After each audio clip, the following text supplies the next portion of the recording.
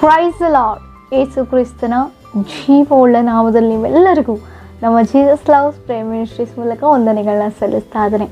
ದೇವರು ಕಳೆದ 7 ತಿಂಗಳು ನಮ್ಮನ್ನು ಕಾದು ಕಾಪಾಡಿ ತನ್ನ ರೆಕ್ಕೆಯಲ್ಲಿ ನಮ್ಮನ್ನು ಮರೆಮಾಚಿಕೊಂಡು ಪ್ರತಿ ವಿಧದಲ್ಲೂ, ಪ್ರತಿಯೊಂದು ಅವಶ್ಯಕತೆಗಳಲ್ಲೂ, ಪ್ರತಿ ಸಂದರ್ಭದಲ್ಲೂ ದೇವರು ನಮ್ಮನ್ನು ಬಲಪಡಿಸಿದ್ದಾರೆ, ಕುಗ್ಗಿದಾಗ ಮೇಲೆಬ್ಬಿಸಿದ್ದಾರೆ, ಆಧರಿಸಿದ್ದಾರೆ.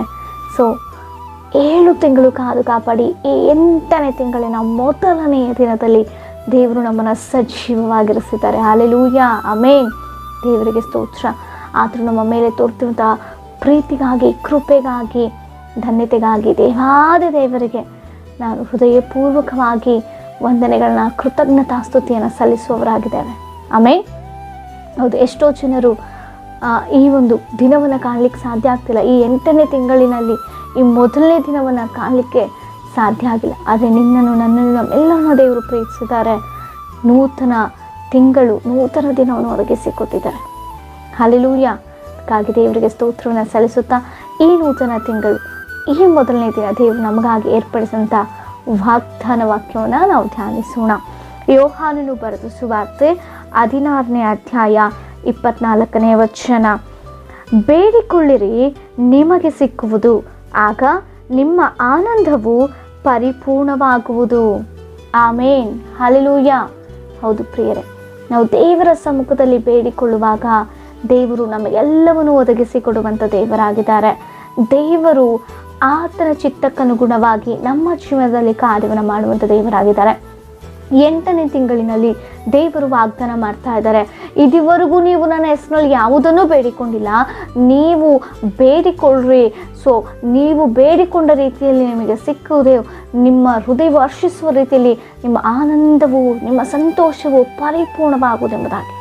ಈ 7 ತಿಂಗಳುಗಳ ಕಾಲ ನೀವು ಅನೇಕ ಪ್ರಾರ್ಥನೆಯಲ್ಲಿ ದೇವರನ್ನ ಕೇಳಿದ್ದೀರಿ.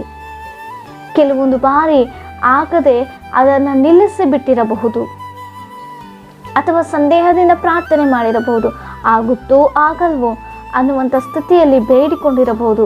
ಆದರೆ ಯಾವಾಗ ಸಂದೇಹ ಇಲ್ಲದೆ ವಿಶ್ವಾಸ, ನಂಬಿಕೆ ಒಟ್ಟಿಗೆ ಸೊ ನನ್ನ ದೇವರು ಶಕ್ತನು ಎಂಬುದಾಗಿ, ಆತನಿಗೆ ಅಸಾಧ್ಯವಾದದ್ದು ಒಂದೂ ಇಲ್ಲ ಎಂಬುದಾಗಿ ನಂಬಿ ಆತನಲ್ಲಿ ನಾವು ಪ್ರಾರ್ಥನೆ ಮಾಡ್ತೇವೋ, ಆತನಲ್ಲಿ ಬೇಡಿಕೊಳ್ತೇವೋ, ಖಂಡಿತವಾಗಿಯೂ ನಮಗೆ ಸಿಗುವಂಥದ್ದಾಗಿದೆ.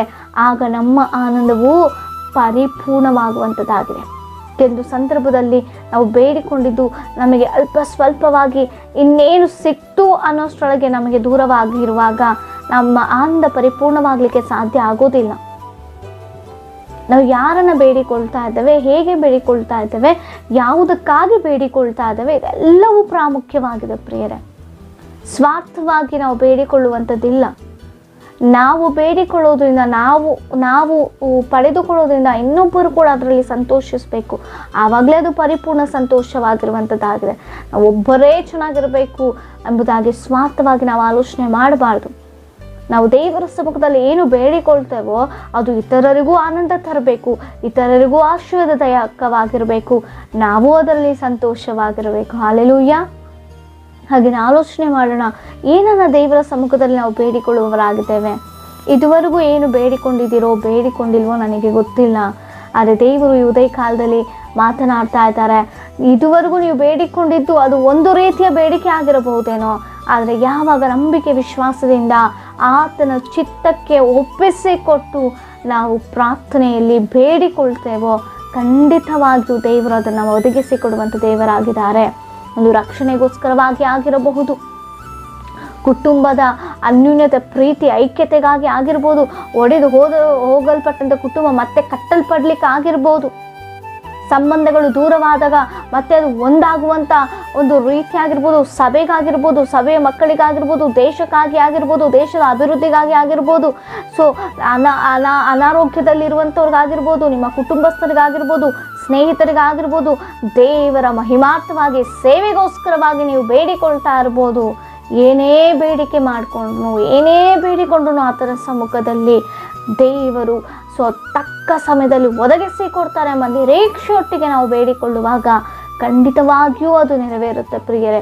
ಅದು ನಮಗೆ ದೊರಕುತ್ತೆ, ನಾವು ಹೊಂದಿಕೊಳ್ತೇವೆ, ಅದು ನಮಗೆ ಸಿಗುತ್ತೆ. ಆಗ ನಮ್ಮ ಆನಂದವು ಪರಿಪೂರ್ಣತೆಗೆ ಬರುತ್ತೆ. ಆಗ ದೇವರು ಮಹಿಮೆ ಹೊಂದಿಕೊಳ್ತಾರೆ, ನಾವು ಸಾಕ್ಷಿಯಾಗಿ ನಿಲ್ತಾ ಇದ್ದೇವೆ. ಆಮೇಲೆ ನಿಜವೇ ಯಾವುದೇ ಕಾಲದಲ್ಲಿ ದೇವರ ಸಮ್ಮುಖದಲ್ಲಿ ಬೇಡಿಕೊಳ್ಳುವೆ. ಯಾವ ವಿಚಾರವಾಗಿ ನೀವು ಬೇಡಿಕೊಳ್ಬೇಕು ಅಂದ್ಕೊಂಡಿದ್ದೀರೋ, ಅಪ್ಪ ನಿನ್ನ ಚಿತ್ತಕ್ಕನುಗುಣವಾಗಿ ಈ ಒಂದು ಕಾರ್ಯ ನನ್ನ ಜೀವಿತದಲ್ಲಿ ನೆರವೇರಿಸು ಸ್ವಾಮಿ, ಕುಟುಂಬದಲ್ಲಿ ನೆರವೇರಿಸು, ನನ್ನ ಬಂಧು ಮಿತ್ರರಲ್ಲಿಯೋ ಸ್ನೇಹಿತರಲ್ಲಿಯೋ ದೇಶದಲ್ಲಿ ನೀನು ಕಾರ್ಯವನ್ನು ಮಾಡಿ ಎಂಬುದಾಗಿ ನಾವು ಸಮೂಹವಾಗಿಯೋ ಒಬ್ಬಂಟಿಗರಾಗಿಯೋ ಉಪವಾಸನೆಯಲ್ಲಿಯೋ ಯಾವ ಪ್ರಾರ್ಥನೆಯಲ್ಲಿ ನಾವು ಬೇಡಿಕೊಳ್ತೇವೋ ಆ ಪ್ರಾರ್ಥನೆಯನ್ನು ಆಲಕಿಸುವಂಥ ದೇವರಾಗಿದ್ದಾರೆ. ಅದಕ್ಕೆ ಸದುತ್ತರವನ್ನು ಕೊಡುವಂಥ ದೇವರಾಗಿದ್ದಾರೆ. ಇದುವರೆಗೂ ನೀವೇನು ಬೇಡಿಕೊಂಡಿದ್ದೀರೋ ಮತ್ತೆ ಅದನ್ನು ನಿಲ್ಲಿಸಿಬಿಟ್ಟಿದ್ದೀರನೋ ನಂಬಿಕೆಯಿಂದ ಬೇಡಿಕೊಳ್ಳ್ರಿ, ಪ್ರಾರ್ಥನೆ ಪ್ರಾರಂಭಿಸ್ರಿ ಈ ದಿನದಿಂದ. ಈ ತಿಂಗಳಲ್ಲೇ ದೇವರೊಂದು ಅದ್ಭುತ ಕಾರ್ಯವನ್ನು ಮಾಡಿ ನೀವು ಬೇಡಿಕೊಂಡಂತ ನೀವು ಸಿಗುವಂತೆ ಮಾಡಿ ದೇವರು ನಿಮ್ಮ ಆನಂದವನ್ನು ಪರಿಪೂರ್ಣ ಮಾಡಲಿಕ್ಕೆ ಹೋಗ್ತಾ ಇದ್ದಾರೆ. ಆಮೇಲೆ ನಂಬೋದಾದರೆ ಸಂಪೂರ್ಣವಾಗಿ ದೇವರಿಗೆ ಒಪ್ಪಿಸಿಕೊಟ್ಟು ಪ್ರಾರ್ಥನೆ ಮಾಡಿ ಪ್ರಾರ್ಥನಾ ಪೂರ್ವಕವಾಗಿ ನಾವೆಲ್ಲವನ್ನು ಹೊಂದಿಕೊಳ್ಳೋದಕ್ಕೆ ಸಾಧ್ಯ. ದೇವ್ರ ವಾಗ್ದಾನದ ವಾಕ್ಯದ ಮೂಲಕ ಈ ತಿಂಗಳೆಲ್ಲ ಜೀವನವೇ ಎಲ್ಲ ಈ ವಾಗ್ದಾನದ ಮೂಲಕ ದೇವರು ನಮ್ಮನ್ನು ಆಶ್ವಸಿಸಿ ಆತನ ಆಜ್ಞೆಗನುಸಾರವಾಗಿ ನಮ್ಮ ಜೀವಿತ ಇದ್ದು ಆತನಲ್ಲಿ ಬಲ ಹೊಂದಿಕೊಳ್ಳೋಣ. ನಿಮ್ಮ ಏನೇ ವಿಜ್ಞಾಪನೆಗಳಿದ್ರು ಕಮೆಂಟ್ಗಳ ಮೂಲಕ ತಿಳಿಸಿಕೊಡಿ, ನಿಮಗಾಗಿ ನಾವು ಪ್ರಾರ್ಥಿಸುವರಾಗಿದ್ದೇವೆ. ಪ್ರಾರ್ಥನೆ. ಪರಿಶುದ್ಧನಾದಂಥ ದೇವರೇ, ಮಹೋನ್ನತನೇ, ಈ ನೂತನ ತಿಂಗಳ ಮೊದಲನೇ ದಿನದಲ್ಲಿ ಅಪ್ಪ ಬೇಡಿಕೊಳ್ಳ್ರಿ, ಸಿಕ್ಕುವುದು ನಿಮ್ಮ ಒಂದು ಆನಂದ ಪರಿಪೂರ್ಣವಾಗುವುದು ಎಂಬುದಾಗಿ ವಾಗ್ದಾನ ಮಾಡಿದ್ಯಾ. ಅದಕ್ಕಾಗಿ ಸ್ತೋತ್ರ ಅಪ್ಪ. ಬೇಡಿಕೊಳ್ಳುವಂಥ ಪ್ರತಿಯೊಂದನ್ನು ನಿನ್ನ ಚಿತ್ತಕ್ಕೆ ಅನುಗುಣವಾಗಿ ನಮ್ಮ ಜೀವನದಲ್ಲಿ ನೆರವೇರಿಸಿ ಅಪ್ಪ ನಮ್ಮ ಆನಂದ ಪರಿಪೂರ್ಣವಾಗಿ ಸಾಕ್ಷ್ಯ ಮಕ್ಕಳಾಗಿ ನೀನು ಮಹಿಮೆ ಒಂದು ರೀತಿಯಲ್ಲಿ ನಮ್ಮೆಲ್ಲರನ್ನ ನಿಲ್ಲಿಸು. ಸಮಸ್ತ ಕರಗಳಿಗೆ ಒಪ್ಪಿಸಿ ಬೇಡಿ ಹೊಂದಿದ್ದೇವೆ ಜೀವ ಪರಲೋಕದ ತಂದೆಗೆ. ಆಮೇಲೆ ಪ್ರೈಸ್ ಅಲ್ಲ.